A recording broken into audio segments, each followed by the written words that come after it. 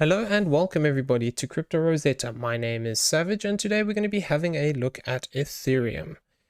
Before we jump into the analysis, I'd just like to say thank you for watching the video. If you're enjoying the content, please smash that like button, hit that subscribe button if you haven't subscribed already, turn on those bell notifications so you never miss a video, and why not leave us some feedback down in the comment section below. Okay, so let's get into it. So effectively, I'm still looking at the fact that we are within this wave 2. We have a few options of how we can look at this, and we're going to go over them now. So within this move, if I just switch over here to the 5-wave option, what we were looking at initially yesterday was the fact that we were looking for this move up here into this yellow box area, and basically within this we did come up to it, but I was expecting a bit more of a 4th wave here. I was expecting this to get a bit bigger than it did. So there's a couple of options then within this move. So we can argue that potentially we've had a 5-wave move like this, though I don't like how short it is in comparison to this wave 2. So it's quite small in comparison, this wave 4 to this wave 2. So the other way we can look at it is potentially that we've had an extension within this, where this is 1, 2, 1, 2, 3, 4, 5, 4, and 5.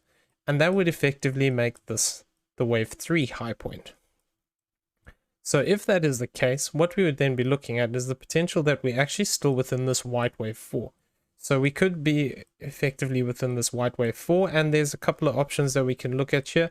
We can look at this potentially as an A wave, looking to form a B wave, and then looking to push to the downside. Or alternatively, we could already be completed with this as an A, B, and a C wave into this low. So if this is the case, effectively what we'd be looking for here, if this is a completed 4th wave, is a move to the upside. And if I just throw this on this low point here, effectively this would then change this target area up here, and we'd be looking for this 1289 to this 1279 range. This would be a typical 5th wave area, and we would be looking for this within this white 5-wave move. If we do actually progress to the upside here and we move into this zone, what we'd have to be aware of is that we could be looking for an additional 4th wave to the downside.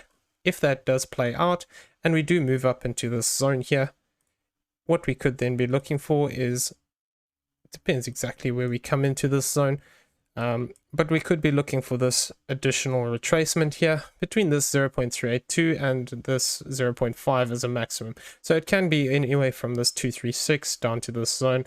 So I'm actually just going to put a box area here, and we're going to just throw this on here and a teal one. There we go. So this 1262 to this 1236 could be a potential area for an additional 4th wave here, and then we would look for that push to the upside. Obviously this would then change this target area as well slightly, and what we would have to look at here is the potential that we could look for at this 0.382. I'm going to put that at this, because if we do move up, then we'd be in line with the previous wave 4. So I'll show you that in a second. If we did move up to this point, effectively what we'd be then looking for is the potential to move up into this box area here, which would be between this 1308 to this 1294 zone. So this could be an area we look to target if this is if we have completed this wave 4 already, and that could look to have this additional leg to the upside where we actually come back. And if I just remove this now, if I zoom in here, we can look at if we do actually move up here and we do look to target out this box zone, we might look to come and retest this previous wave 4. Alternatively, there's another option here which could actually make us pull down a little bit deeper, and what we'd be looking for there is the fact that if I remove this here for a second, instead of just looking at this as an ABC, we could have actually just formed this as an A wave. We're looking to form a B wave high, and then we're looking to push back to the downside. So if we do see something like this play out, what we'd be looking for here is potential rejection in this 50% zone to this 786 zone. So there's a little pocket here of areas that we could talk about. This 0.618 lines up quite nicely with this resistance point here. So it is possible we could see a move up there into that 0.618 and then look for further progression to the downside. If this does play out, as we said here, we could then look for the potential to actually push towards the lower end of this boundary, which is fine. All we wouldn't want to do here, if we're looking for this white 5-wave move, is to cross this 1224 zone. If we cross that 1224 zone, it would actually invalidate this 5th wave move as we have it marked here, and we'd have to look at this as a 3rd wave into here with a 4th and a 5th to the upside. However, should we get this bigger corrective structure here, what we would then be looking for is a bit of a deeper move in a wave 5 potentially. And what we would then be looking to do is target slightly higher. So if we do have this correction to the downside where we come in, we find this lower range of the support here, the area I'd be looking out for is this 1296 to this 1281 as a potential target area. This would then obviously change the additional 4th and 5th wave target areas, but it wouldn't change them that much. It depends exactly how far it comes into this. It might just actually wick into this area, in which it wouldn't actually change them that much because we've worked off of the central side of this box. So you just need to bear in mind that we could have this additional wave like this. So that's the way of talking about it if we're still within this white move.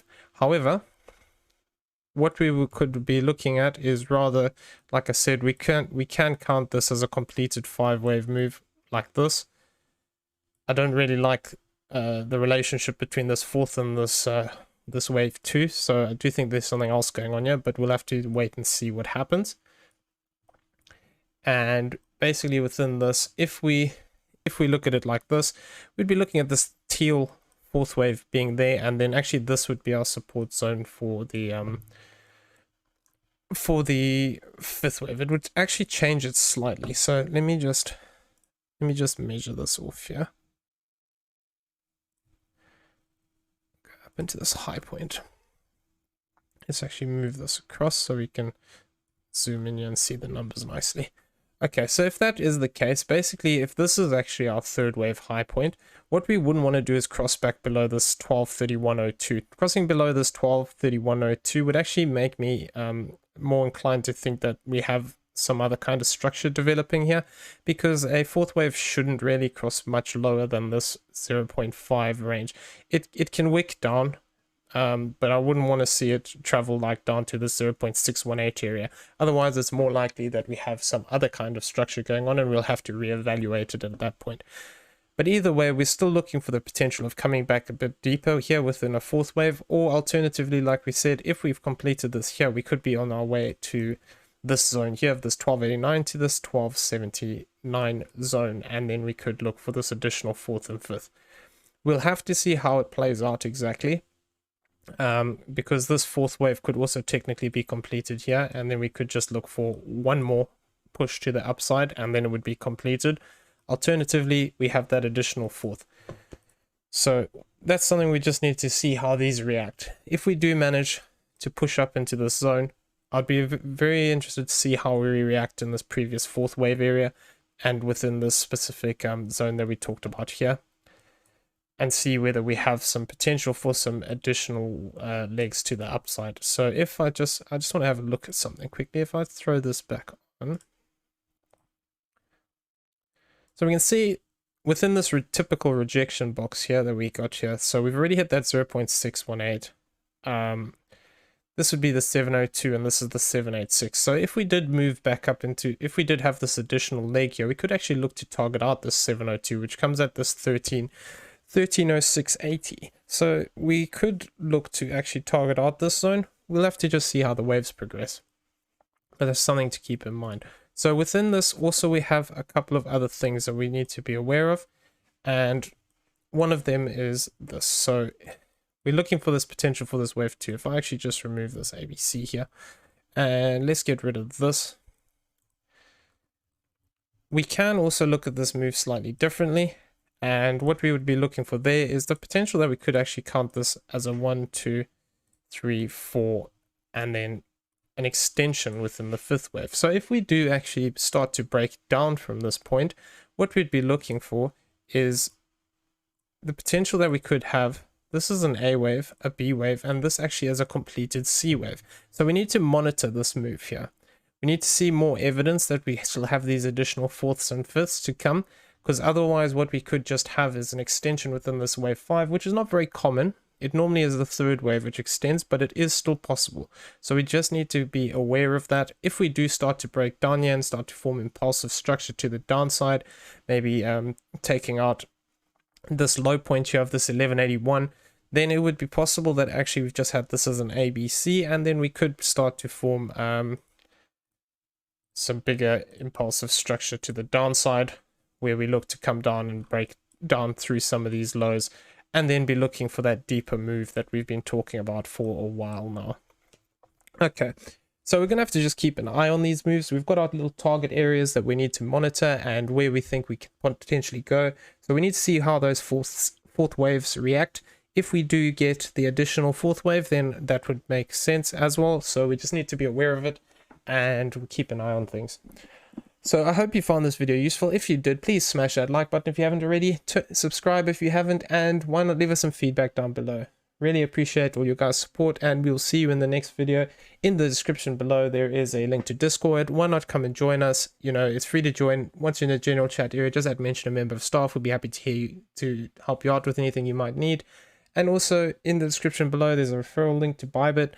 This is a great exchange. It's the one we use when we're doing our trading, whether that is leverage trading or spot trading. It really is a great exchange, has great risk management tools built into it, so you can see your liquidation price and your potential profit and loss by entering those into your trade even before you've executed it. Really is a great platform. We really recommend it. Okay, so everyone, I hope you have a great day. We'll see each other in the next video. Take care, everybody.